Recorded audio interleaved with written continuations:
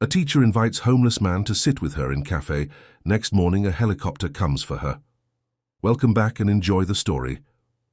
Nicole stood at the edge of Central Park, clutching the termination letter in her trembling hands. The crisp, autumn air of New York City bit at her cheeks, but she barely noticed, too consumed by the humiliation still burning in her chest. After 8 years of devoted service at Westridge Academy, her career had ended with a 15-minute meeting and a security escort to collect her belongings. "We've decided to move in a different direction," Principal Harmon had said, not even looking her in the eyes. "Your teaching methods are too unconventional for our standards." Unconventional. The word echoed in her mind as she wandered aimlessly through the park. All she had done was challenge the board's decision to cut funding for experiential learning programs in favor of standardized test preparation. She had data, research, and the support of her students, none of which mattered in the end. At 38, Nicole had dedicated her entire adult life to education. She believed, perhaps naively, that knowledge could transform the world, that every child deserved a chance to discover their potential beyond the confines of textbooks and exams. Now that conviction had cost her everything. The reality of her situation hit her with crushing force.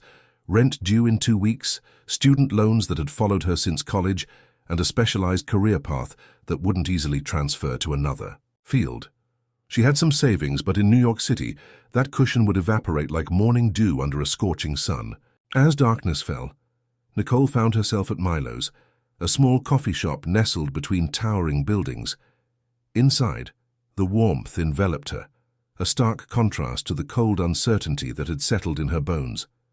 She ordered a coffee she couldn't afford and sank into a corner booth, watching steam rise from the cup like the last wisps of her professional dreams. Her phone buzzed, another rejection email from a school where she'd applied earlier that week. "While your qualifications are impressive, we've found a candidate whose experience better aligns with our institution's vision." Nicole's vision blurred with tears she refused to let fall. In a city of 8 million people, she had never felt more alone. She stared at her coffee, wondering how something so familiar could suddenly taste so bitter. "Excuse me, miss. Would you mind if I finished your coffee? It's particularly cold tonight." The raspy, hesitant voice broke through her bubble of despair. Nicole looked up to see a man with unkempt grey beard, wearing worn-out clothes that had seen better days. His eyes, however, held a clarity that caught her off guard. "Please take it," Nicole replied, mustering a smile despite her inner turmoil. Then, without thinking twice, she added, "Would you like to join me?" The man hesitated, glancing around the cafe as if expecting someone to object to his presence. When no one did, he slid into the seat across from her, his weathered hands wrapping around the warm cup gratefully. "Thank you. Name's Larry," he said, his voice softer now that he was closer. "Most people pretend they don't see me." "I'm Nicole." She watched as he sipped the coffee with deliberate slowness, savoring each drop. "I guess I know something about feeling invisible today." Larry studied her face for a moment, seeming to register the pain etched there. "Bad day?" The simple question unraveled something in Nicole. Perhaps it was the lack of judgment in his tone, or the strange anonymity of confiding in a stranger, but she found herself telling him everything: the termination, her financial worries, the years of passion, reduced to a bureaucratic dismissal. As she spoke, Larry listened with an attentiveness that few had ever shown her. He didn't interrupt or offer empty platitudes. He simply nodded occasionally, his eyes reflecting a depth of understanding that surprised her. "Education's a calling," he finally said when she'd finished. "Not everyone gets that. Most folks are just trying to maintain the system, not improve it." "And where did that calling get me?" Nicole asked bitterly. "Unemployed and nearly broke in the most expensive city in America." Larry set down the empty cup. "If I were running things, I'd hire you in a heartbeat. In fact, I'd probably get you in a helicopter and make you my assistant for investments. People with genuine conviction are rare." Nicole laughed despite herself, imagining the absurd scene. Her, who could barely balance her checkbook, advising on million-dollar investments. I think the financial world would run screaming if I showed up to give advice. You'd be surprised, Larry replied with a cryptic smile. Market's full of people who think they know everything. Sometimes what you need is someone who knows they don't. Their conversation drifted to lighter topics. Larry spoke of places he'd been, people he'd met, observations about human nature that revealed a sharp, thoughtful mind at odds with his appearance. For the first time that day, Nicole felt the weight on her shoulders lighten slightly. When the cafe began closing, Larry insisted on walking her home. Not safe for a lady to walk alone at night, he said, though he maintained a respectful distance as they navigated the illuminated streets of Manhattan. Aren't you worried people will judge you for being seen with me? He asked with a sad smile as they approached her apartment building. Nicole took his hand, ignoring curious glances from passers-by. What matters isn't how you look, but who you are, and you're a good person, Larry. Something flickered in his eyes. Gratitude, emotion, perhaps surprise. With a gentle nod, he bid her good night and disappeared into the darkness, his silhouette melding with the shadows of the city that never sleeps. If you're enjoying the story, type 5 in the comments and subscribe for more videos like this. If not, type 0. It helps me create even better content for you. Continuing. Nicole awoke to the insistent buzz of her doorbell. Morning light filtered through her thin curtains as she groggily checked the time. 7:15 a.m. Who could possibly be at her door this early? Throwing on a cardigan over her pajamas, she shuffled to the door and peered through the peephole. A man in a crisp uniform stood outside, his posture ramrod straight, expression professionally neutral. Cautiously, she opened the door a crack. "Can I help you?" "Good morning, Ms. Anderson. My name is Owen. My employer has sent transportation for you." His tone was formal but pleasant. Nicole's brow furrowed in confusion. There must be some mistake. Are you Nicole Anderson, formerly employed at Westridge Academy? Yes, but Owen stepped aside, gesturing toward the window at the end of her hallway. Your transportation is waiting. Curiosity overcoming her caution, Nicole stepped into the hallway and looked out the window. Her jaw dropped. In the small park across from her building, a sleek black helicopter sat on the grass, its blades still drawing a crowd of amazed onlookers and raised smartphones. "This is insane," she whispered, her mind racing to make sense of the situation. Then, like a lightning bolt, Larry's words from the previous night struck her. "I'd probably come get you in a helicopter and make you my assistant for investments." "This has to be a joke," she said, turning back to Owen. "I assure you it's not. Ms. Anderson, my employer is quite serious about his offer. May I suggest you dress comfortably? The journey will take approximately 30 minutes. Nicole hesitated, her rational mind screaming caution while a quieter voice whispered of possibility. "Your employer? Who exactly is he?" Owen's expression remained neutral. "He feels it would be best if he explained that himself." Nicole stepped back into her apartment, mind whirling. This couldn't possibly be real. And yet, what did she have to lose? Her career was in shambles, her bank account dwindling. At worst, this was an elaborate prank. At best, perhaps a story to tell someday. "Give me 10 minutes, she said. As she dressed in her most professional outfit, a navy blue blazer over a white blouse and tailored pants, Nicole texted her friend Diane with the helicopter's description and her building address. "If I go missing, call the police," she added, only half joking. Diane replied immediately, "Are you insane? Don't get in a stranger's helicopter." "I'm bringing pepper spray and keeping my phone on GPS tracking," Nicole responded. Sometimes insanity is the most rational response to an irrational world. With one last glance at her apartment, the stack of unpaid bills on the kitchen counter, the teaching awards gathering dust on her bookshelf, Nicole grabbed her purse and followed Owen down to the street. The crowd parted as they approached the helicopter. Nicole felt the weight of dozens of stares, heard the whispers. "Who is she? Must be someone famous. Is that the teacher from 4B? As they reached the helicopter, Owen opened the door. Inside, sitting calmly with his hands folded on his lap, was Larry, except he looked nothing like the man from last night. Gone was the unkempt beard, replaced by a neatly trimmed salt and pepper goatee. His tattered clothes had transformed into an impeccably tailored charcoal suit.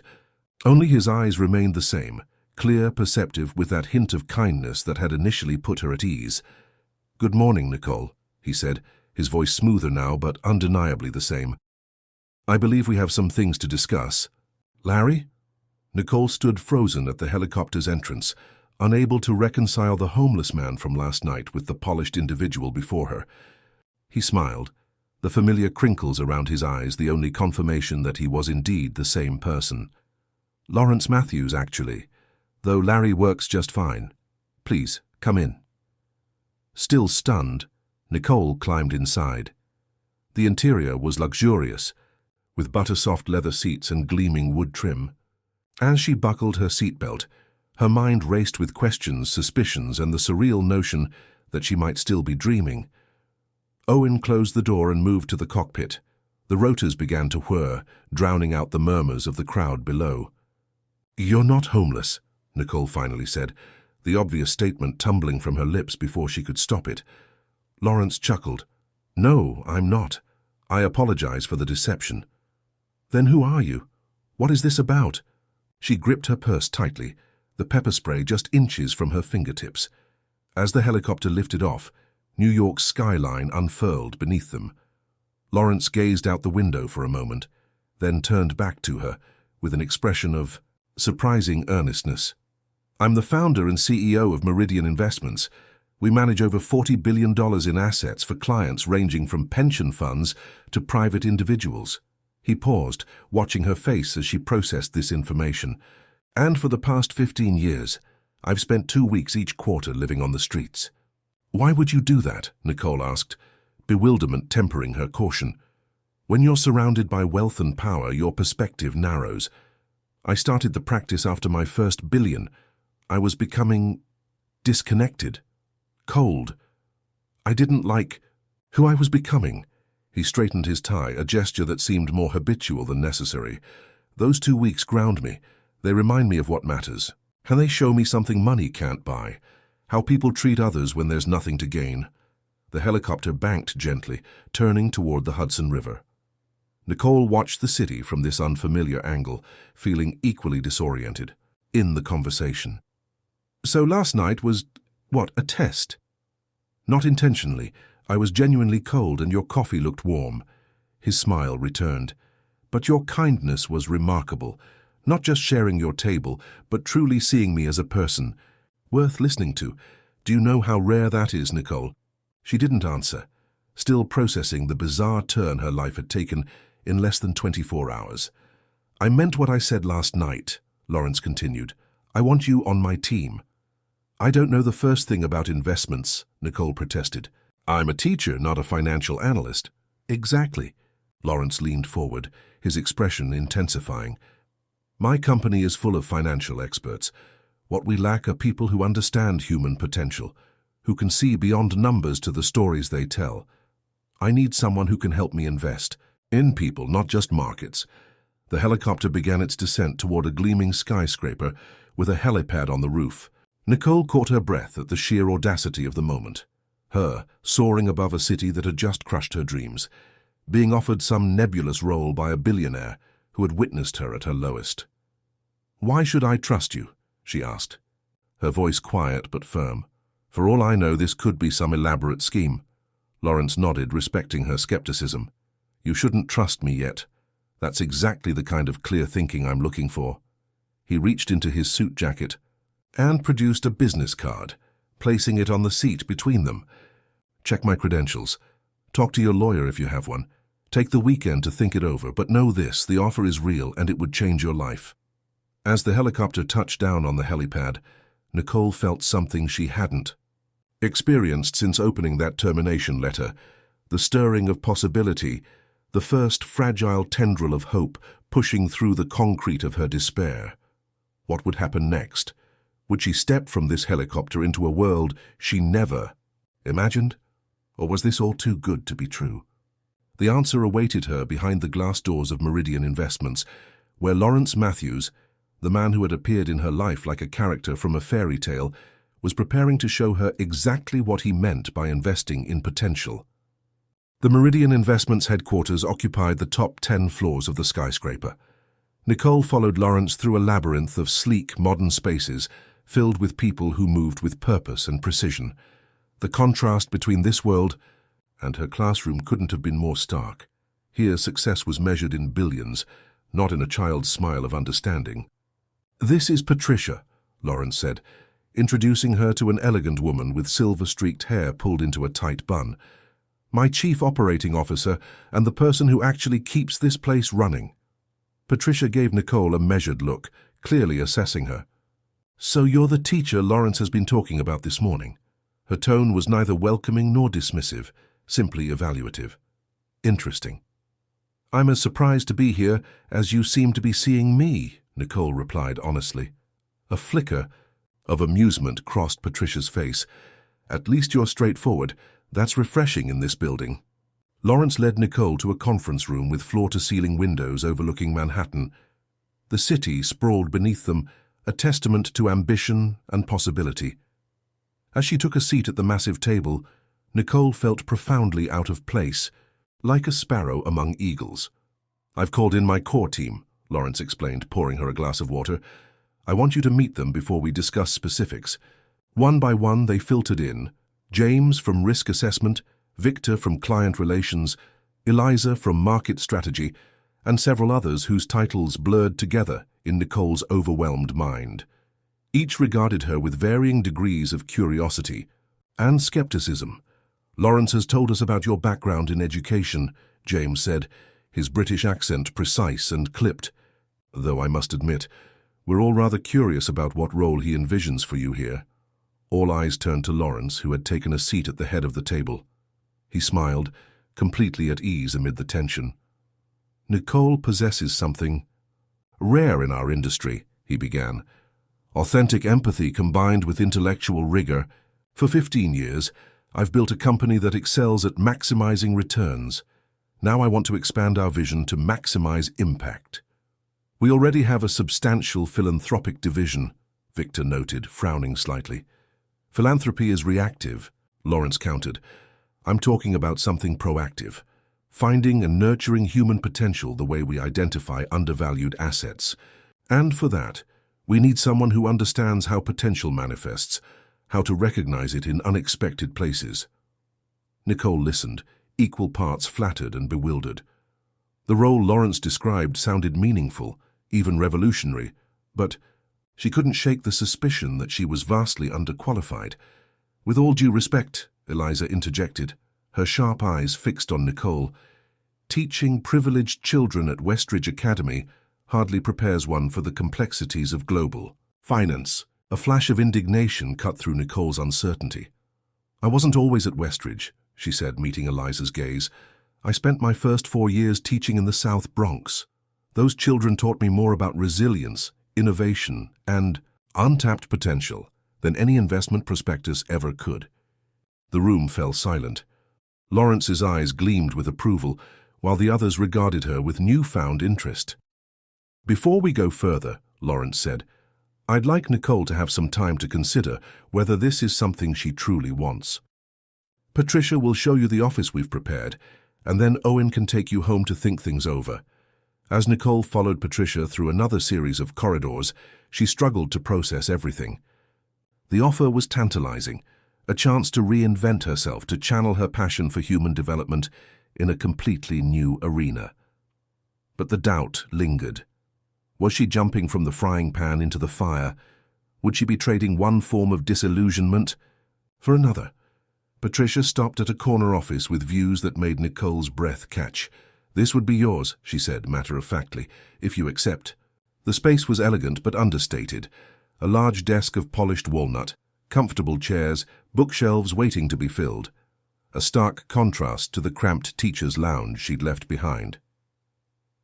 "May I ask you something?" Nicole ventured, as Patricia turned to leave. The older woman paused. "Of course. Do you think this is a mistake? Bringing in someone like me?" Patricia considered the question carefully. "Lawrence doesn't make conventional decisions, but he rarely makes mistakes. Whatever he sees in you," she studied Nicole again, her expression softening slightly. Well, I've learned to trust his instincts. As Nicole prepared to depart, Lawrence handed her an envelope. Details of the position, including compensation. Take the weekend, Nicole. This decision shouldn't be made lightly.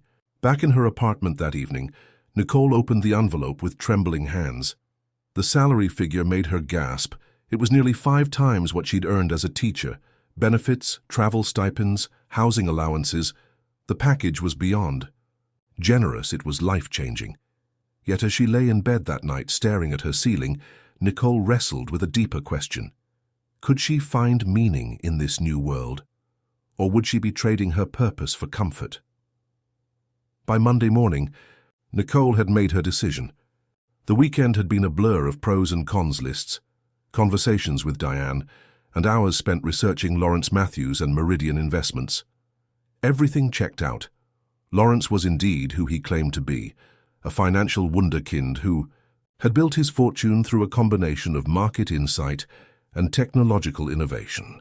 When she arrived at Meridian's headquarters, Lawrence was waiting in the lobby. "I accept," Nicole said before he could speak, her voice steady despite her racing heart. "But I have conditions." Lawrence smiled, clearly pleased.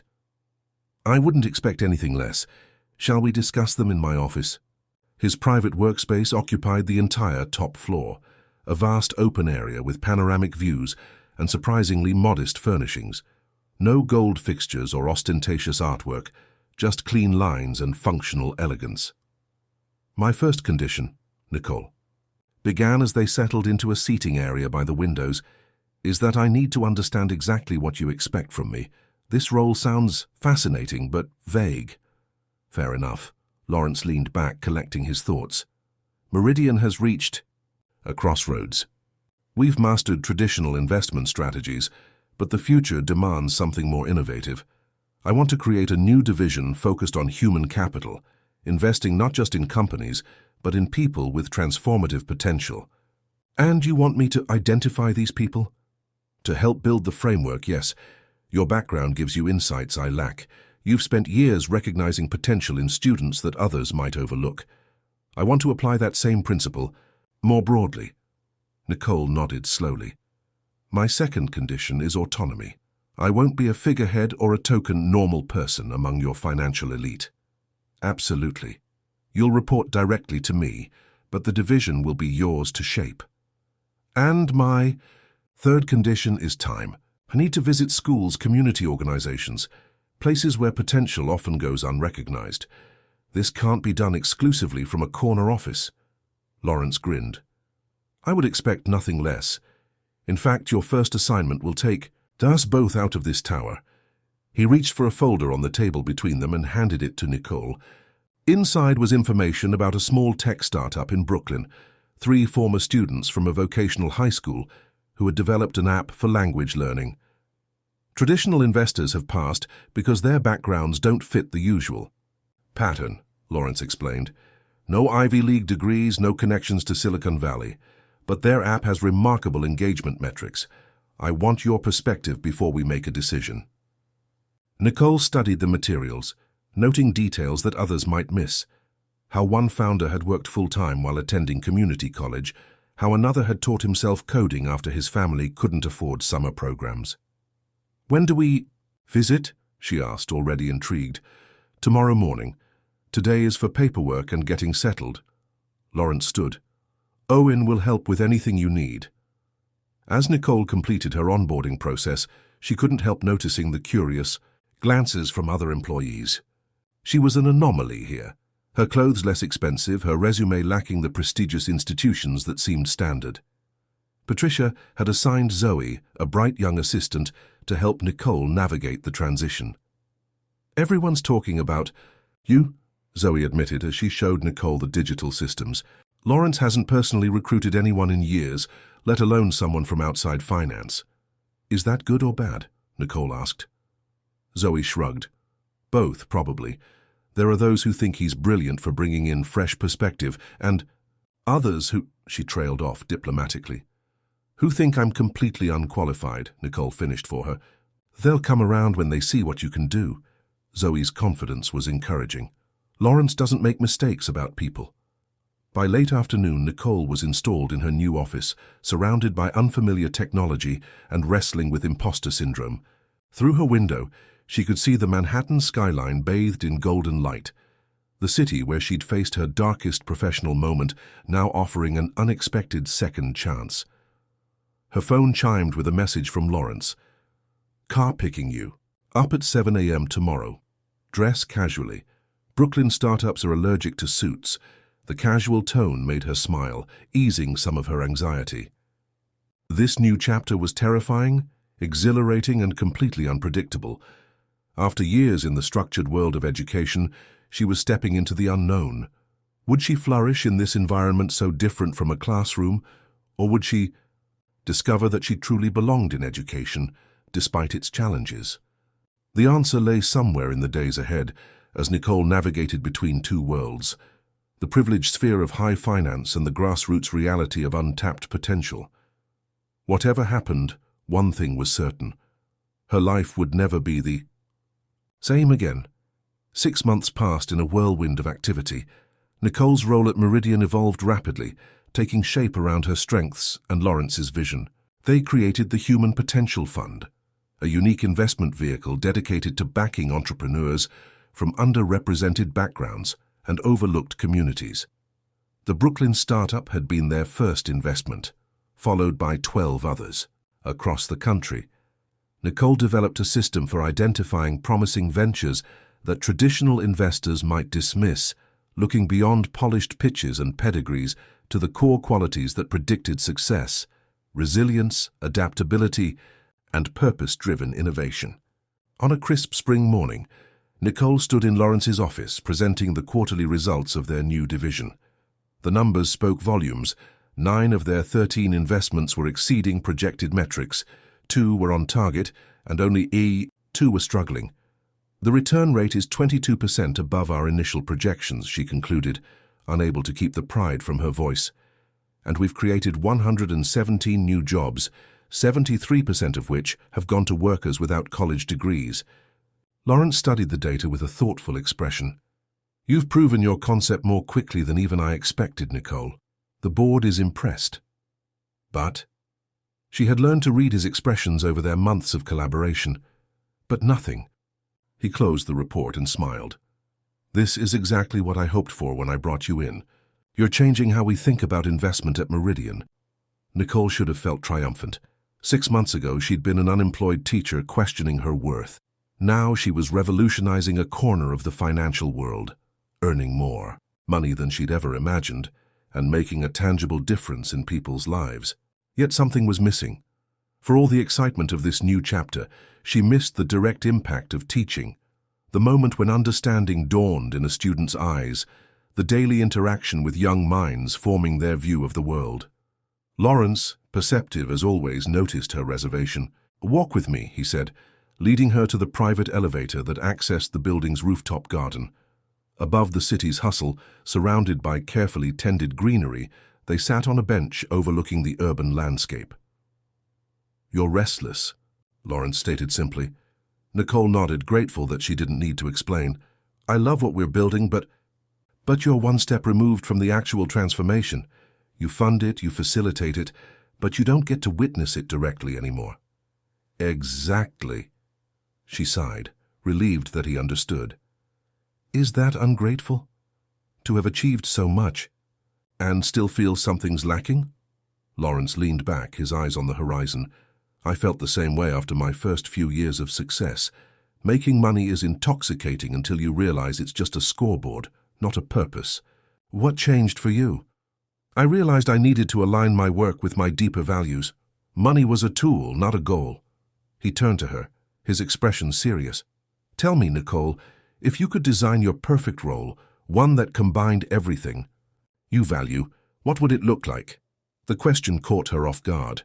She'd been thinking in terms of either-or, either the classroom or the boardroom, not imagining something that might bridge both worlds. Before she could answer, Lawrence's phone rang. His expression changed immediately upon answering, a rare flash of alarm crossing his features. "When?" he asked tensely. "How bad?" After listening a moment longer, he ended the call with a grim, "I'll be right there." "What's wrong?" Nicole asked. "Market crash in Asia. It's triggering sell-offs across the board." He was already moving toward the elevator. "I need to go manage this. We'll continue our conversation later." The rest of the day dissolved into crisis management. Nicole watched from the periphery as Lawrence and his team worked to stabilize their positions and protect their clients' assets. It was a side of the business she'd had limited exposure to: the volatility, the pressure, the high-stakes decisions made in moments of uncertainty. By evening, the immediate crisis had been contained, though the market remained unstable. Lawrence emerged from his emergency meetings looking exhausted but composed. "Dinner?" he suggested. "After a day like this, I could use some perspective." They went to a small Italian restaurant in the village, the kind of unpretentious place where Lawrence seemed to shed his billionaire persona and relax into being simply Larry again. Over pasta and wine, he returned to their interrupted conversation. "So, your perfect role." Nicole had been thinking about it all day, in between crisis updates and worried colleagues. "I want to bridge worlds," she said slowly. "Education and opportunity. Theory and practice." Lawrence nodded encouragingly. "What if," she continued, the idea taking clearer shape as she spoke, "we created an education initiative within the Human Potential Fund, not just investing in existing entrepreneurs, but actively developing talent from underserved communities?" "Go on." Lawrence's eyes lit with interest. "An academy of sorts. Not traditional schooling, but a program that identifies promising students from disadvantaged backgrounds and provides them with both business acumen and practical experience. We could partner with the companies we've invested in, creating apprenticeships, mentorships." As she outlined her vision, Nicole felt the pieces falling into place, a way to combine her teaching expertise with the resources and connections she'd gained at Meridian, not choosing between her old life and new, but creating something greater than either. Lawrence listened intently, asking occasional questions that helped refine the concept.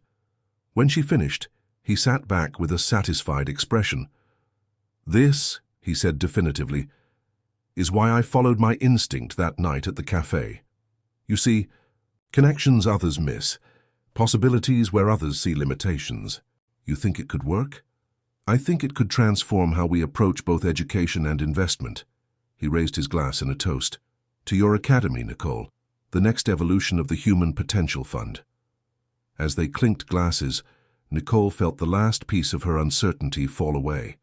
6 months ago, a chance encounter had upended her life. Now she was creating something uniquely her own, a bridge between her past and future, a vehicle for the change she'd always hoped to create as an educator. The market might crash, careers might end unexpectedly, but human potential remained the most valuable and renewable resource of all. And Nicole had found her purpose in nurturing it. The Metropolitan Academy for Innovation and Entrepreneurship opened its doors on a sunny September morning, exactly 1 year after Nicole had lost her teaching position. Located in a renovated warehouse in Long Island City, the space blended industrial chic with cutting-edge technology. Exposed brick walls housing state-of-the-art learning labs, collaborative workspaces, and a startup incubator. Their inaugural class consisted of 25 students, ranging from 16 to 23 years old, selected from across the 5 boroughs. The common thread wasn't academic achievement or standardized test scores, but demonstrated grit, creativity, and potential that traditional educational metrics often missed. "A welcome to day one of something extraordinary," Nicole addressed the group, her voice steady despite the butterflies in her stomach. This was her vision made real, funded by Meridian, but shaped entirely by her educational philosophy. Lawrence stood quietly at the back of the room, observing with evident pride. He had given Nicole complete autonomy over the academy, stepping in only when his connections or resources could remove obstacles. The program Nicole had designed was revolutionary. 6 months of intensive learning, followed by 6 months of supported entrepreneurship. Students would develop both practical skills and innovative mindsets, culminating in their own ventures backed by seed funding from the Human Potential Fund. As the students introduced themselves, a former foster child who had developed an unofficial ride-sharing system in her neighborhood, a high school dropout who repaired computers for his entire housing project, a young mother who had created natural skincare products in her kitchen. Nicole felt a familiar spark of excitement. This was teaching at its most fundamental, recognizing and nurturing potential that others had overlooked. The academy quickly became the center of Nicole's world. She assembled a faculty of industry professionals and veteran educators, creating a curriculum that bridged theoretical knowledge with practical application. 3 days a week, students learned from experts in business, technology, and design. The other 2 days, they worked directly with mentors from Meridian's portfolio companies. Lawrence visited regularly, often leading workshops on financial literacy or sharing his experiences as an entrepreneur. The students were initially intimidated by his wealth and status, but his genuine interest in their ideas and his candid stories about his own failures gradually broke down those barriers. The secret that most successful people won't tell you, he confided during one session, is that we're all making it up as we go along. The difference is learning to trust your judgment and persevere when others would quit. By November, the Academy had become Meridian's unofficial showcase. Clients, partners, and even competitors requested tours, intrigued by the innovative model and impressed by the students' projects. What had begun as Nicole's personal solution to her professional crossroads was evolving into a potential blueprint for educational reform. "We're getting inquiries about replicating the model in Chicago and Los Angeles," Lawrence informed her one evening as they reviewed the Academy's progress. "You've created something people want to be part of." Nicole should have been elated, but a nagging concern had been growing as the Academy gained prominence. "I'm worried we're becoming a spectacle," she admitted. "These students aren't exhibits for wealthy investors to admire before returning to business as usual." Lawrence considered her words carefully. "You're right to be concerned. Success brings visibility, and visibility can distort purpose." He tapped his fingers thoughtfully on the table. "What if we redirect the attention, turn observers into participants?" This conversation led to the Academy Partnership Initiative, a program requiring visitors to contribute meaningful resources beyond just money. Executives had to commit to mentorship hours, companies had to create internship opportunities, and institutions had to examine their own hiring and investment practices. As winter settled over New York, the Academy flourished.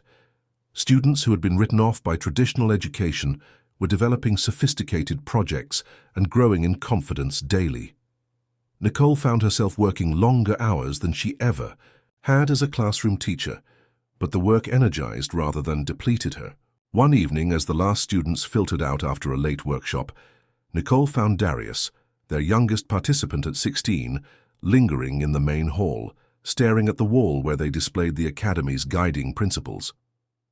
"Everything okay, Darius?" she asked, noting his unusually pensive expression. He turned, a mixture of vulnerability and determination in his eyes. "My project partner dropped out today. Said this place is just making false promises, that people like us don't really get to build the future." Nicole felt a pang of disappointment. Despite their careful selection process and supportive environment, they couldn't insulate students from the harsh realities that had shaped their worldviews. "What do you think?" she asked gently. "Are we making false promises?" Darius straightened his shoulders. "I don't think so. But it's hard sometimes. Everyone here acts like the world is just waiting for our ideas. But outside these walls, people still look at me like I don't belong in nice stores or fancy buildings." Nicole nodded, acknowledging the truth in his words. "The Academy can't change society overnight, Darius. What we're trying to do is give you tools to navigate that society while gradually changing it. I guess what I'm asking is this for real? Or is this just some rich guy's experiment that ends when he gets bored?" The question was fair, essential even, and deserved an honest answer. Lawrence created this academy because he believes talent is universal, while opportunity isn't. I'm here because I've seen brilliant minds discarded by systems that only recognize certain types of potential. This isn't an experiment, Darius, it's a beginning. They stood in silence for a moment before she added, As for your partner leaving, that's tough. But I believe in your project. If you want to continue, Solo, I'll make sure you get the support you need. Darius exhaled slowly, then nodded. Thanks, Ms. Anderson, I want to stick with it. As she watched him leave, Nicole reflected on how much had changed in a year. From her lowest moment to creating something that might truly make a difference. The journey had been improbable, challenging, and ultimately transformative. Have you ever experienced a sudden change that completely transformed your life path? Or do you know someone who has? I'd love to hear your story in the comments. Spring arrived, bringing with it the Academy's first major milestone, the mid-program showcase. After 6 months of intensive learning, students would present their venture concepts to a panel of potential investors, mentors, and community stakeholders. The event would transition them from the primarily educational phase to the entrepreneurial, development phase of the program. The weeks leading up to the showcase were a whirlwind of activity. Nicole divided her time between coaching students on their presentations, coordinating with Meridian's network to ensure the right investors attended, and managing the growing media interest in the Academy. You need an assistant, Lawrence observed, one evening finding Nicole still working at her desk, well past 9. You're building an institution, not just running a program. I'm fine, she insisted, though the dark circles under her eyes suggested otherwise. This showcase has to be perfect. These students have put everything into their projects. Lawrence leaned against the doorframe of her office. You know what I learned during my time on the streets? Perfection is a luxury of the privileged. Real life is messy, unpredictable. What matters is how you adapt. Nicole sighed, rubbing her tired eyes.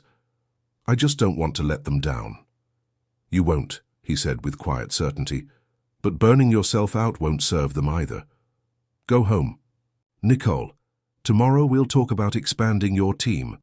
The morning of the showcase arrived with typical New York spring weather, sunshine 1 minute, rain the next. Nicole reached the Academy early, only to find several students already there, making final adjustments to their presentations and exhibits. Couldn't sleep, explained Ava, a 20-year-old developing a mobile health clinic for underserved communities.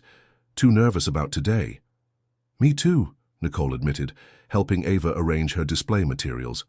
But remember, this isn't a final exam, it's a conversation starter. By noon, the Academy was transformed. Each student had a dedicated area showcasing their venture, complete with prototypes, data visualizations, and business plans. The atmosphere buzzed with nervous energy and anticipation as the first guests began to arrive. Lawrence arrived with an entourage of Meridian executives and clients.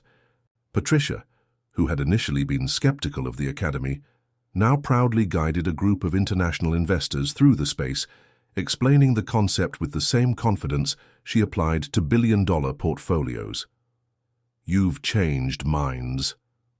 At Meridian, Lawrence murmured to Nicole as they observed the growing crowd, Patricia's talking about incorporating Academy principles into our recruitment process.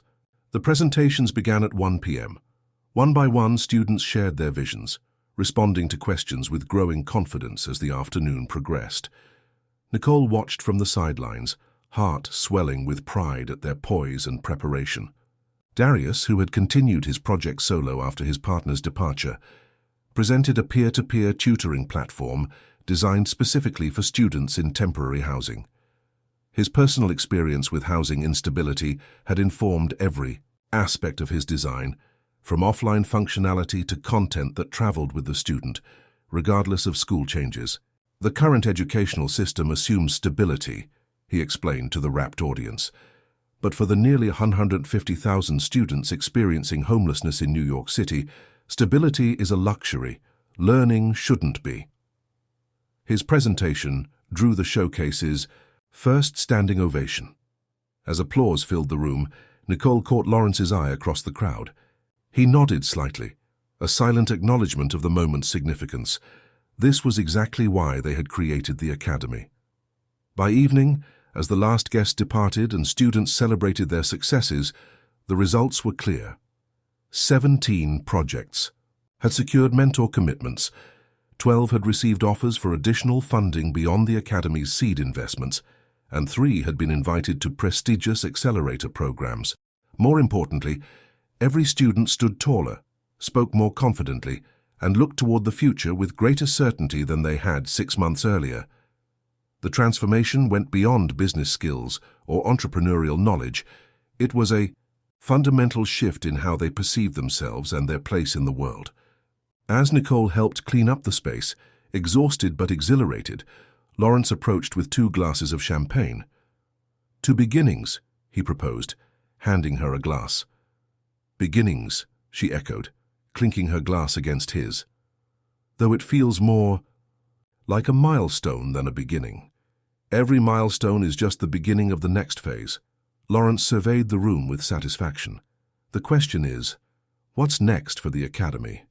And for you?" Nicole had been pondering this question herself. The Academy's success had exceeded her expectations, attracting attention from educational institutions and policymakers interested in their approach.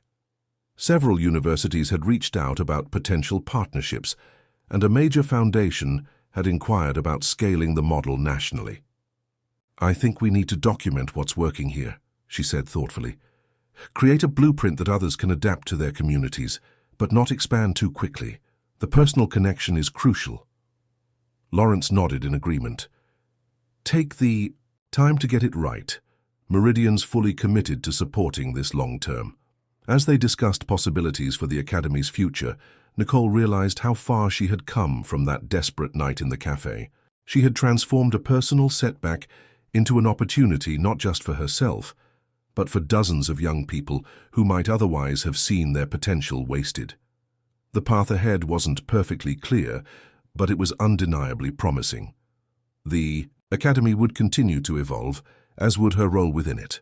What had begun as a compromise between her educational background and Meridian's resources had become something entirely new, a model that challenged assumptions about who could succeed and what success looked like. As the last light of day faded from the Academy's windows, Nicole felt a profound sense of rightness. This was where she belonged, not in a traditional classroom, not in a corporate office, but in this hybrid space where education met opportunity, where potential met possibility.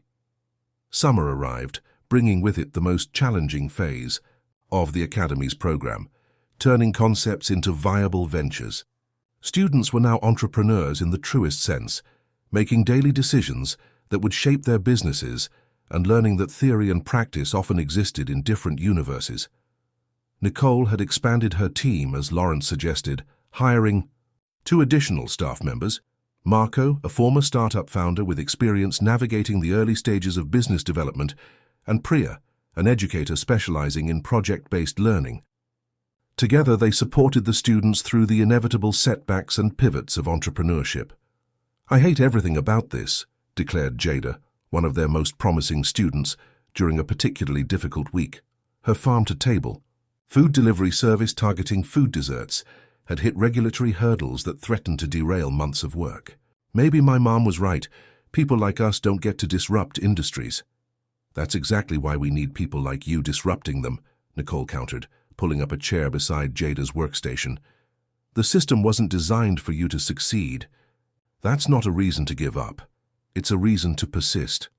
Together, they mapped out alternative approaches, eventually finding a partnership model with existing licensed facilities that could circumvent the immediate regulatory barriers, while Jada worked on longer-term compliance solutions. This pattern repeated across projects. Obstacles arose, strategies shifted, and students learned that entrepreneurship was less about brilliant ideas and more about resilience and adaptation.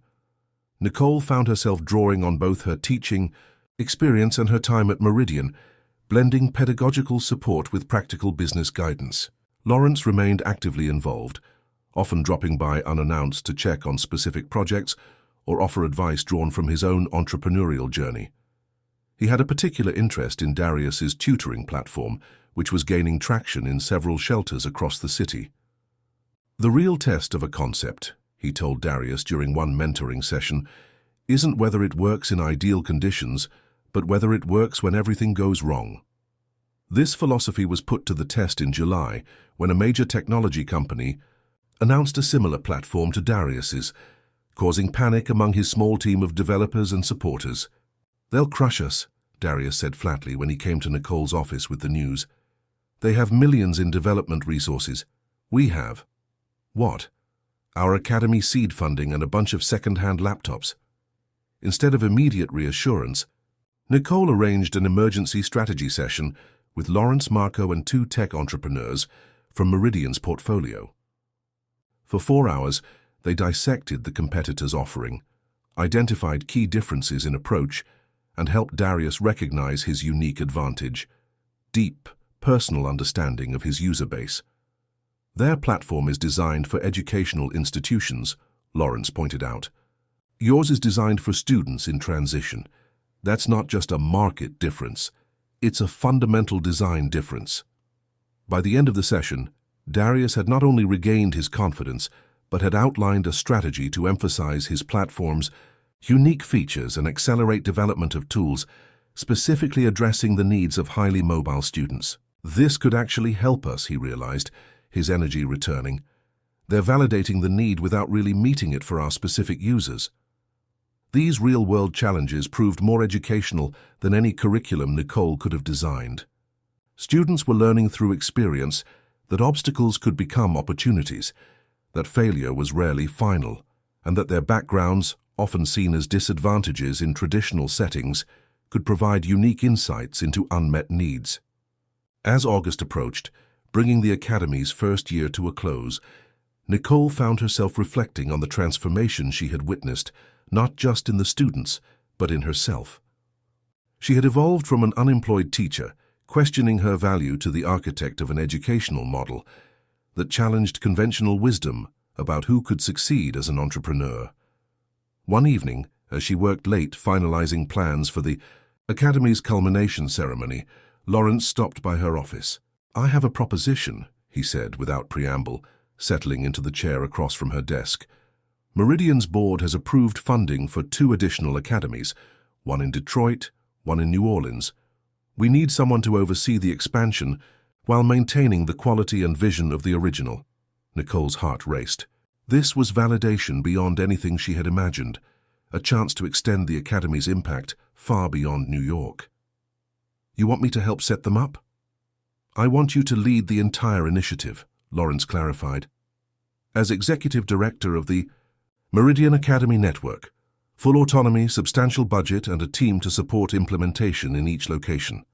The offer was extraordinary, a platform to scale what they had built, to create opportunities for hundreds more students across the country. Yet Nicole hesitated, aware of what such a role would mean. "I'd be stepping away from direct student interaction," she said softly, "becoming an administrator." Lawrence nodded, understanding her reservation. Growth always involves trade-offs. The question is whether the expanded impact justifies the changed role. "I need time to think about it." Nicole wasn't ready to decide something so significant on the spot. "Of course, the offer stands regardless of your decision about the culmination ceremony next week." Lawrence rose to leave, then paused at the door. "For what it's worth, Nicole, you've already proven you can build something remarkable. The only question is how many lives you want to influence." After he left, Nicole sat alone in her office, gazing out at the New York skyline glittering in the summer darkness. From her window she could see the lights of Manhattan, where she had once walked with a man she thought was homeless, finding unexpected connection in a moment of personal crisis. How many pivotal moments appeared insignificant until viewed in retrospect? How many chance encounters changed the course of lives? And what responsibility came with the power to create such moments for others? The choice before her was not simply about career advancement. It was about scale of impact, about the tension between depth and breadth that every educator eventually confronted. Could she create something larger without losing the essence of what made the Academy special? As the city hummed with life beyond her window, Nicole recognized that she stood at another crossroads, not one forced upon her by circumstance this time, but one born of success and possibility. Whatever she decided would shape not just her future, but the futures of countless young people whose potential waited to be recognized. What would it mean to say yes to Lawrence's offer? To step into a role that could multiply the Academy's impact across cities and communities? And what would it cost her to move further from the direct connection with students that had drawn her to education in the first place? These questions followed Nicole home that night, echoing in her mind as she considered the extraordinary journey that had brought her to this moment of choice, a journey that had begun with the simple act of sharing a table with a stranger. The culmination ceremony for the Academy's first cohort was held at Meridian's headquarters, symbolically bridging the worlds of education and finance. The entire 40th floor had been transformed for the occasion, with displays showcasing each student's venture and accomplishments over the past year. Family members, many of whom had never set foot in a Manhattan skyscraper, mingled with investors and education officials. Students who had once been hesitant to speak in group discussions now confidently pitched their businesses to potential partners and mentors.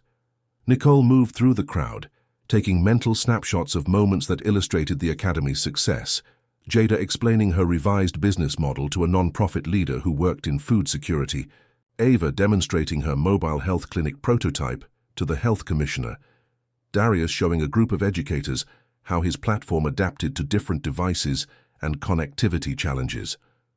Lawrence gave the keynote address, keeping his remarks brief and focusing attention where it belonged, on the students' achievements and the transformative power of opportunity. "A year ago, we made a bet," he told the assembled guests. "Not on stocks or bonds or market trends, but on human potential. We bet that talent could flourish when given the right environment, regardless of background or circumstance." He gestured to the student exhibits surrounding them. "Today you see the returns on that investment, not just in businesses launched or skills developed, but in lives transformed and futures reimagined." As the ceremony concluded, Nicole found herself standing beside Patricia, Lawrence's initially skeptical COO, who had become one of the Academy's most vocal advocates within Meridian. "I was wrong about you," Patricia admitted frankly. "I thought Lawrence was indulging in some misguided social experiment, but you've created something exceptionally valuable here." "We all did," Nicole replied. "It took Meridian's resources and network to make this possible." Patricia shook her head. "Resources without vision are just assets on a balance sheet. You provided the vision." She paused, studying Nicole thoughtfully. "Lawrence mentioned the expansion offer. Have you decided?" "Still weighing my options," Nicole admitted. "It's a tremendous opportunity, but you're wondering if administrative leadership can be as fulfilling as direct teaching." Patricia's perceptiveness was unsurprising. She hadn't become COO by missing subtle cues. "Can I offer some unsolicited advice?" Nicole nodded, curious about Patricia's perspective. "I spent my early career as a securities analyst, deep in the details, hands-on with every assessment. When I moved into management, I mourned that direct engagement." Her gaze drifted across the room, taking in the entire gathering. "What I didn't understand then was that leadership isn't about giving up impact, it's about multiplication. The question isn't whether you'll miss teaching, it's whether more students need what you've created here." The conversation stayed with Nicole as the evening progressed. At one point, she found herself alone with Darius, who had stepped away from the crowd to collect himself after an emotional reunion with a former teacher who had come to support him. "Ms. Anderson," he said, his voice unusually solemn, "I need to tell you something before all this is over." "What is it?" she asked, concerned by his serious tone. "When I started here, I didn't believe any of it would work. I thought it was just another program making promises nobody would keep." He met her eyes directly. "I was wrong. This year changed everything for me, how I see myself, what I think is possible." "You did the work, Darius. All we did was provide the space." He shook his head. "It was more than space. You saw something in me I couldn't see myself." He hesitated, then added, "I heard some of the other students talking about you maybe leaving to start more academies in other cities." "I haven't decided yet," Nicole admitted. "Well, for what it's worth, you should do it." His conviction surprised her. "There are kids like me everywhere who just need someone to see them differently, someone who doesn't write them off because of where they live or how they talk. As the evening drew to a close, Lawrence found Nicole on the terrace looking out over the city lights. "Quite a view, isn't it?" he said, joining her at the railing. "It's beautiful," she agreed. "Hard to believe a year ago I was staring into a coffee cup wondering how I'd make rent. And now you're weighing whether to lead a national initiative." He smiled at the symmetry. Life has interesting patterns. Nicole took a deep breath, the evening air cool against her skin. "I've made my decision about the expansion offer." Lawrence raised an eyebrow, waiting. "I want to do it," she said, her voice growing stronger with certainty. "But with conditions, similar to when I first joined Meridian." "I'm listening. First, I want Priya to take over as director here in New York. She has the educational background and has learned the entrepreneurial side this year. The original academy needs consistent leadership." Lawrence nodded. "Agreed, she's excellent." "Second, I want to design the expansion model carefully, not cookie-cutter replications, but adaptations that respect each community's unique challenges and strengths. That means spending time in Detroit and New Orleans before launch, building relationships with local leaders." "That makes sense. Authentic community integration has been key to the New York success." "And third," Nicole continued, "I need to maintain some direct student contact, even in an executive role. Maybe teaching one module at each academy or mentoring a select group of students. I can't lose that connection entirely." Lawrence considered her conditions, then extended his hand. "Done. And may I add a suggestion of my own?" "Of course." "Document the journey. What you're building isn't just an educational program, it's a new model for recognizing and developing talent that deserves to be shared beyond our immediate reach." Nicole shook his hand, sealing their agreement and committing herself to this expanded vision. As they turned to rejoin the celebration inside, she felt a profound sense of purpose. The path ahead would bring new challenges, but also the opportunity to extend the Academy's impact far beyond what she had initially imagined. The unemployed teacher who had once shared her table with a stranger was now architecting an educational movement that could change thousands of lives, a transformation as improbable as it was inspiring. 1 year into the expansion, Nicole sat in a sunlit conference room in New Orleans, the Academy's newest location. Beyond the windows, the French Quarter hummed with life, jazz notes occasionally drifting up from the streets below. Inside, she was deep in discussion with the local team, reviewing the first semester's progress and challenges. "Community engagement is stronger than projected," reported Daniel, the New Orleans Academy director. "We've had local businesses offering additional mentorships and resources beyond our formal partnerships." "That's consistent with Detroit as well," Nicole noted, making annotations in her tablet. "Both cities have strong entrepreneurial traditions, despite economic challenges. We should leverage that further in the curriculum." The meeting continued, delving into metrics, student progress, and program adjustments. Nicole had developed a leadership style that balanced data-driven assessment with qualitative insights, never losing sight of the human stories behind the numbers. The expansion had progressed more smoothly than she'd dared hope. The Detroit Academy had opened 6 months earlier, adapting the model to address the city's specific needs while maintaining the core philosophy of recognizing and nurturing overlooked potential. New Orleans had followed 3 months ago, with plans for a 4th location in Baltimore already underway. When the meeting concluded, Nicole remained at the table, reviewing her notes and planning her upcoming presentation to Meridian's board.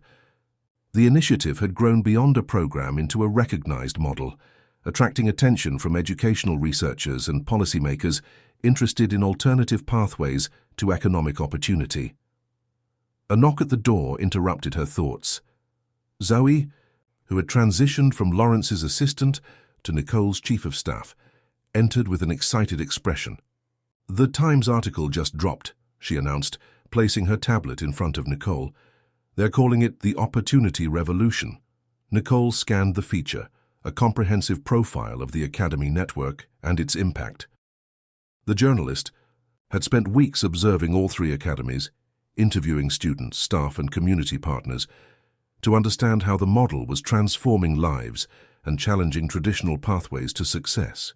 They got it right, Nicole said with satisfaction, reading a paragraph that captured the Academy's core philosophy.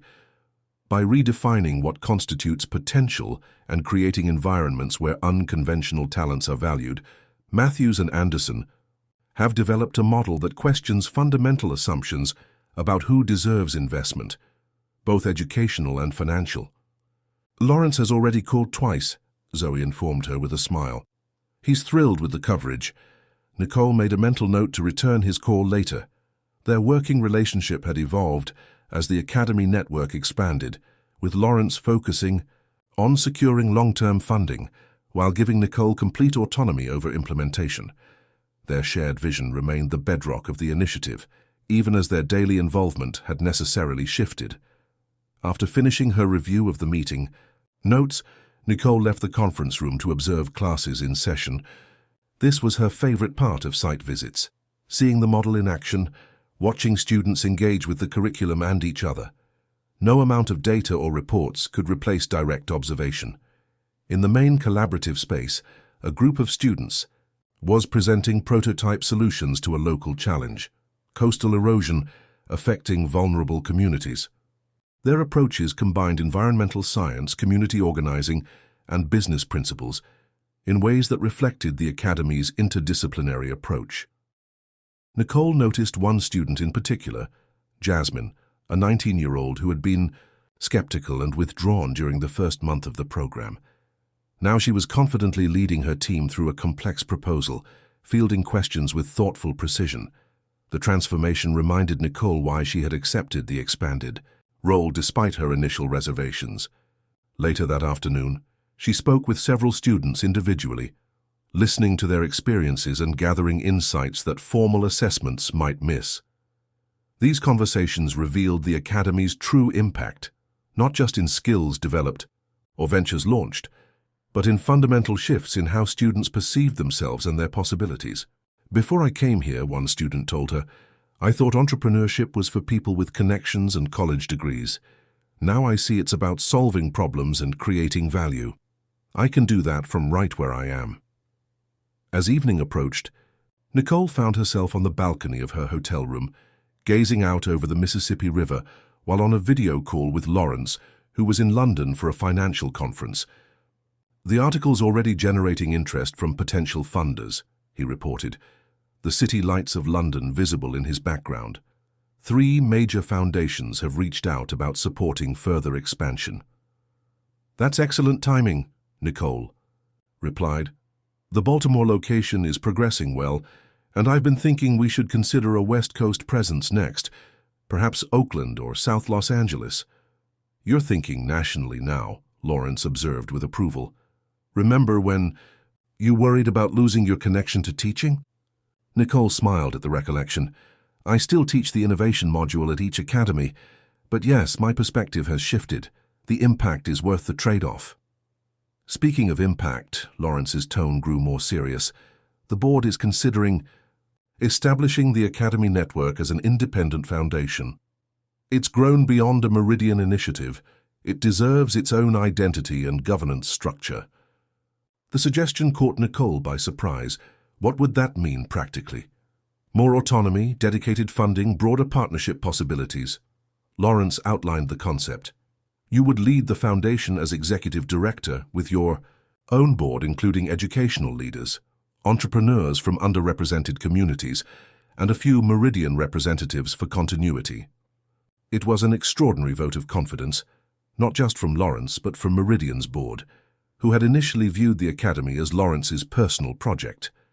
Now they recognized it as a valuable model worth preserving and expanding beyond any single company's initiative. "I'd need to think about the implications," Nicole said carefully. "The Meridian connection has been vital to our credibility with investors and partners. Consider it a graduation, not a separation," Lawrence suggested. "Meridian would remain your founding sponsor and key supporter, but you'd have the freedom to build broader coalitions." As the call ended, Nicole remained on the balcony, watching boats navigate the wide river below. The parallels to her own journey were not lost on her. finding her course through unfamiliar waters, adjusting to currents and conditions while maintaining her direction toward a distant shore. From unemployed teacher to potential foundation director, the transformation seemed impossible, yet she had lived it step by step. What made it meaningful wasn't the personal advancement, but the expanding circles of impact, the growing number of students whose lives were being transformed as hers had been.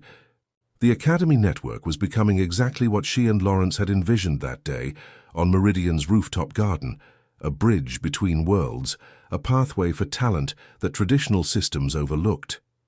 The journey had only just begun, but the destination was increasingly clear, a fundamental reimagining of opportunity, education and investment in human potential. On a bright September morning, 3 years to the day after Nicole lost her teaching position, she stood on the steps of a converted textile mill in Baltimore, preparing to open the 4th Meridian Academy for Innovation and Entrepreneurship. Behind her, a diverse group of educational leaders, business partners, and community representatives gathered for the ceremony. Before her, the inaugural class of 30 students waited expectantly, their faces reflecting a mixture of hope and uncertainty.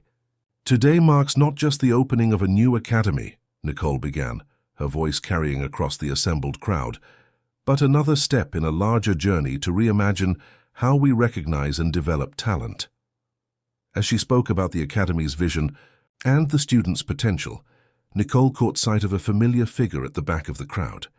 Lawrence had arrived quietly, choosing to observe rather than participate in the ceremony. Their eyes met briefly, a silent acknowledgement of how far they had come from that chance encounter in a Manhattan cafe. The previous 6 months had been transformative for the Academy Network. Following Lawrence's suggestion, they had established the Future Potential Foundation as an independent entity, with Nicole as executive director and a diverse board of trustees. Meridian remained their primary sponsor, but the foundation structure had allowed them to build partnerships with other corporations, educational institutions, and government agencies interested in alternative pathways to economic opportunity. The Baltimore Academy represented this new chapter, funded by a coalition of local businesses, staffed by a team that reflected the city's diversity and designed to address specific challenges and opportunities in the local ecosystem. It was no longer simply an extension of Meridian's vision, but a community-owned initiative with broad support. After the ceremony, as students toured the facility with their families, Nicole found Lawrence examining one of the collaborative workspaces. "Impressive," he said as she joined him. "You've refined the model with each location." "We've learned a lot," Nicole agreed. "Each city has different needs, different strengths. The basic framework remains, but the implementation keeps evolving." They walked through the building together, Lawrence asking occasional questions about specific program elements. Though he remained on the Foundation's board, he had deliberately stepped back from daily involvement, allowing Nicole and her team to develop their own leadership approach. The Harvard Business School case study is being published next month, Lawrence informed her as they reached the rooftop garden that crowned the building. They're using the Academy Network as an example of innovative social entrepreneurship. Nicole leaned against the railing, taking in the view of Baltimore's harbor. From firing to case study in 3 years, life takes strange turns. "Speaking of turns," Lawrence said, his tone shifting slightly, "I have news that will affect our work together." Nicole turned to face him, noting a new intensity in his expression.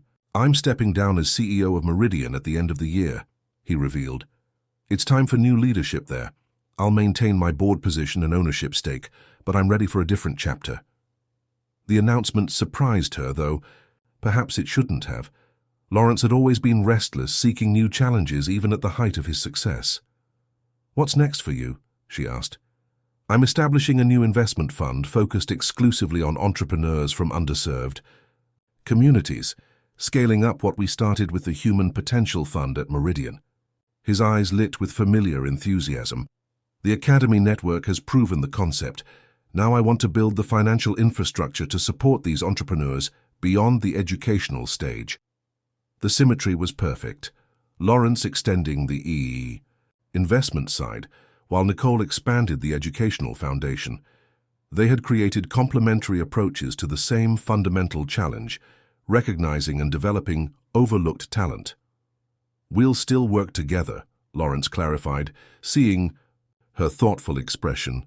"My fund will prioritize Academy graduates for investment, and Meridian will maintain its commitment to the foundation, regardless of my role there. But day to day, you'll be fully independent." Nicole processed the implications. Lawrence had been her mentor, champion, and occasional challenging counterpoint throughout this journey. His stepping back represented yet another evolution in their professional relationship. "I think you've outgrown the need for my direct involvement," he added gently. "The foundation is your vision now." "Our vision," Nicole corrected. "It still stems from that conversation in Milo's cafe." Lawrence smiled at the reference. "A wise educator once told me, 'What matters isn't how you look, but who you are.' That night changed my perspective as much as it changed your career path. I saw myself through your eyes, not as a wealthy investor or a homeless stranger, but simply as a person worth listening to." Trictions. The admission touched Nicole deeply. She had always focused on how that encounter had transformed her life, never fully considering its impact on Lawrence. "The Academy network isn't just your legacy," he continued. "It's a manifestation of principles we both believe in, that potential exists everywhere, that opportunity should be accessible to all, and that investing in people yields returns beyond financial metrics." As they rejoined the opening day festivities, Nicole reflected on how their paths had intertwined and diverged over the years. What had begun as an impulsive act of kindness in a moment of personal crisis had evolved into a partnership that was changing lives across multiple cities.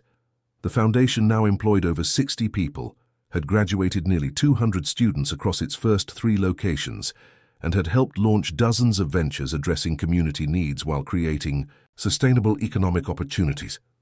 More importantly, it had begun shifting perceptions about who could succeed as an entrepreneur and what constituted valuable investment. Later that evening, after the last visitors had departed and the Baltimore team was preparing for the first official day of classes, Nicole found herself alone in the main hall. On the wall hung photographs from all 4 academies, students engaged in workshops, presenting their ventures, celebrating their accomplishments. Each face told a story of potential recognized and nurtured, of possibilities expanded beyond traditional boundaries. Her phone chimed with a message from Darius, from that first New York cohort.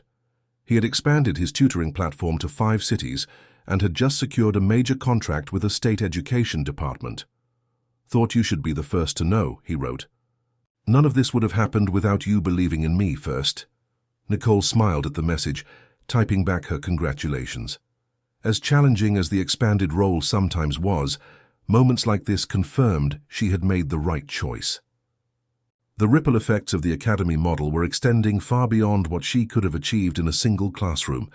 Tomorrow would bring new challenges, curriculum refinements, partnership negotiations, funding strategies.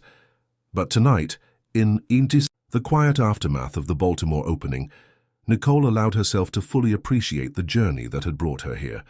From the depths of professional despair to the leadership of a growing movement reimagining education, opportunity, and human potential. 5 years after that fateful night at Milo's cafe, Nicole stood at the podium in Lincoln Center's Alice Tully Hall, addressing the first national conference of the Future Potential Foundation.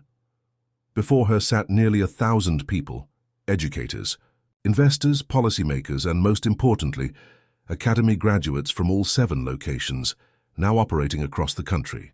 "We gather today not just to celebrate what's been built," she began, looking out at the diverse audience, "but to envision what comes next. The Academy network has proven that talent is universal, while conventional opportunity is not. The question before us now is how to scale this recognition of human potential beyond our individual programs to transform broader systems of education, investment, and economic opportunity." The conference represented a milestone. The foundation had moved from establishing proof of concept to sharing its model and learnings with others seeking to create similar initiatives. Representatives from community colleges, workforce development, programs and economic opportunity zones had come to learn from their experience and adapt elements to their own contexts. After her opening remarks, Nicole introduced a panel of Academy graduates now leading their own ventures. Darius was among them, his tutoring platform having expanded to serve over 10,000 students experiencing housing instability across 12 states. Ava's mobile health clinics now operated in 4 underserved communities. Jada had successfully navigated the regulatory complexities of food distribution and was partnering with urban farms in 3 cities. As they shared their journeys and insights, Nicole watched from the side of the stage, heart full. These were not just successful entrepreneurs, but powerful advocates challenging conventional wisdom about who could create meaningful innovation and lead ventures that combined social impact with financial sustainability. During the lunch break, Nicole found Lawrence in conversation with several foundation board members. Though he had stepped down from Meridian's daily leadership as planned, his new investment fund had become a key partner for Academy graduates seeking growth capital. "Your keynote was excellent," he said as she joined them. "Visionary but grounded in practical experience. Exactly what this audience needs." "I had a good teacher," she replied with a smile. "Someone who showed me how to bridge idealism and pragmatism." Lawrence had aged visibly over the past 5 years, silver now dominating his once salt and pepper hair. Yet his energy remained undiminished, his commitment to recognizing overlooked potential as strong as ever. "Have you told her yet?" Patricia asked him. Though retired from Meridian, she had joined the Foundation's board and remained a valued advisor. "I was waiting for the right moment," Lawrence replied with a slight smile. "Though I suppose now is as good as any." Nicole looked between them, curious. "Told me what?" "The Lachlan Foundation has committed $50 million to expand the Academy model internationally," Lawrence announced. "They want to establish pilot programs in South Africa, Colombia, and Indonesia over the next 3 years. Nicole stared at him, momentarily speechless. The Lachlan Foundation was one of the world's largest philanthropic organizations, known for rigorous evaluation and selective funding. Their trustees attended the Detroit graduation last month, Lawrence continued. They were particularly impressed by the students' ability to develop solutions adapted to local economic conditions.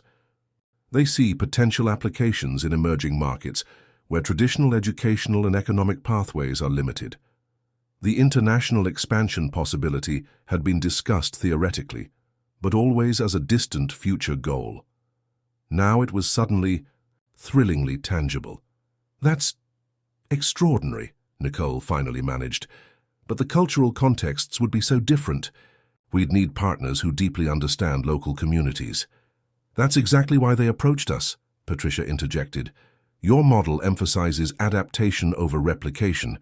They know you won't simply export an American approach." As they discussed implications and next steps, Nicole found herself reflecting on the improbable journey that had brought her to this moment. From unemployed teacher to global educational innovator, a transformation that began with a simple act of kindness toward a stranger. The afternoon sessions of the conference showcased research on the Academy's outcomes, not just in business launches and job creation, but in developing broader skills and mindsets that served graduates regardless of their ultimate career paths. The data validated what Nicole had observed anecdotally. Their approach was creating resilient, adaptable innovators capable of navigating uncertainty and recognizing opportunity where others saw only obstacles. During the final panel of the day, Nicole joined Lawrence, 2 Academy graduates, and a prominent education reformer to discuss the future of learning and economic opportunity. The conversation was lively, touching on education policy, investment priorities, and the changing nature of work. "What most conventional programs miss," Nicole explained in response to a question about the Academy's success, "is that potential often looks different than we've been taught to expect. We've created environments where diverse forms of intelligence and capability are recognized and valued. It goes beyond education," Lawrence added. "Our financial systems are similarly constrained by narrow perspectives on what constitutes promising investment. By expanding those definitions, we've discovered extraordinary opportunities others overlooked. When the panel concluded, Nicole found herself surrounded by conference attendees, eager to share their own initiatives and explore potential collaborations. The Foundation was becoming a nexus for a growing movement to reimagine opportunity in communities traditional systems had underserved. That evening, the Foundation hosted a celebration dinner for speakers, board members, and Academy representatives.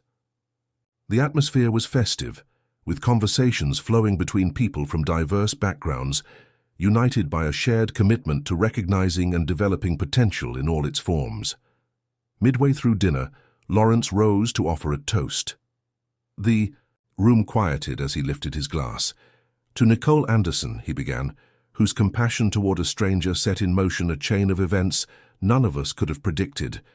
I've often been asked what I saw in her that night that prompted such an unusual job offer. The truth is both simpler and more profound than most assume. I saw someone who recognized humanity beyond circumstance, who listened with genuine interest, who treated dignity as a universal right rather than an earned privilege. Nicole felt warmth rise in her cheeks as all eyes turned toward her. What began as one person's act of kindness has grown into an organization that has touched thousands of lives, Lawrence continued. The Foundation stands as proof that investment in human potential, when approached with humility, respect, and genuine belief in people's capabilities, yields returns that transcend any balance sheet. As glasses raised around the room, Nicole thought of all the students whose lives had intersected with the Academy, each with their own story of challenge, discovery, and transformation.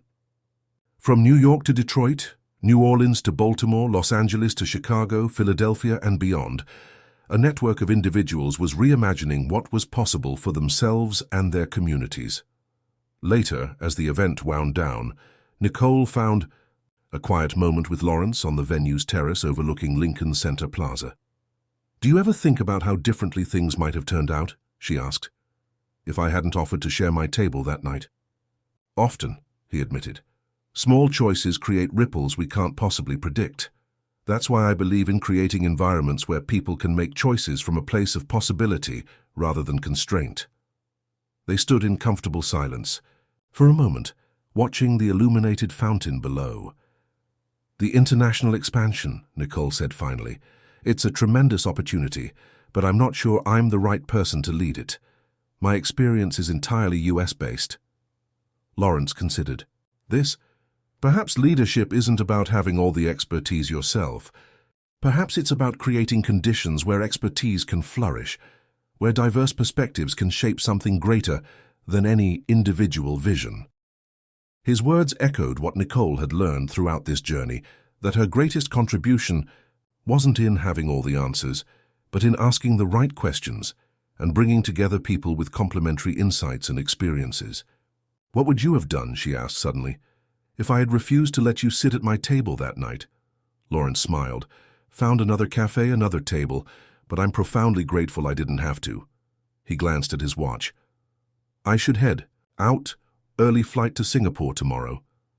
As they said their goodbyes, Nicole realized how their relationship had evolved over the years, from stranger to employer, mentor to partner, and now fellow travelers on parallel paths toward the same destination. A world where potential was recognized regardless of packaging, where opportunity expanded beyond traditional boundaries. Returning to the dinner, Nicole found several Academy graduates engaged in animated conversation with international educators interested in the Foundation's model. She joined them, listening more than speaking, witnessing the natural transfer of ideas and enthusiasm that would carry their work forward.